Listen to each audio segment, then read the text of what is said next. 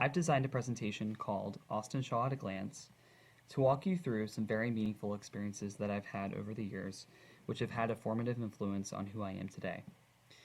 I grew up in a small town called Wake Forest, North Carolina, and a fun fact is that I'm actually a fraternal twin. My sister was born 6 minutes before me, and she still likes to remind me. Running was a big passion of mine growing up, and it actually inspired me to found a 5K race in my hometown. I worked with a local organization called Embrace Uganda, and we adopted a vocational school and funded scholarships for students. While in college, I received a scholarship to live in Uganda for a summer. While I was there, I was able to visit the Embrace Uganda school. I worked at two microfinance cooperatives in Uganda. One of the cooperatives was for people with disabilities.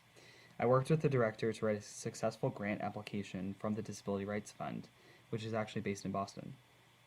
The most daring thing that I did in Uganda was probably raft the Nile. The next year, I took a few healthcare focused courses at UNC that sparked my interest in public health, and the following summer I worked in Ecuador for a startup called Miracle Feet that establishes programs to treat clubfoot in developing countries. I interviewed healthcare workers in Spanish and shadow doctors. Afterwards, I helped write a grant to fund clubfoot programs there.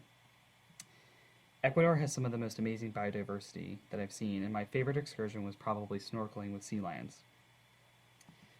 I've lived in DC now for about 4 years, and outside of work, I like to triathlon train and cook. I've completed 5 triathlons to date, including one this past weekend. Finally, I'm a major Blue Apron fan. I've made over 200 meals, and it's been a really fun way to learn new recipes and cook with friends. And that's a little bit about me. Thanks for listening.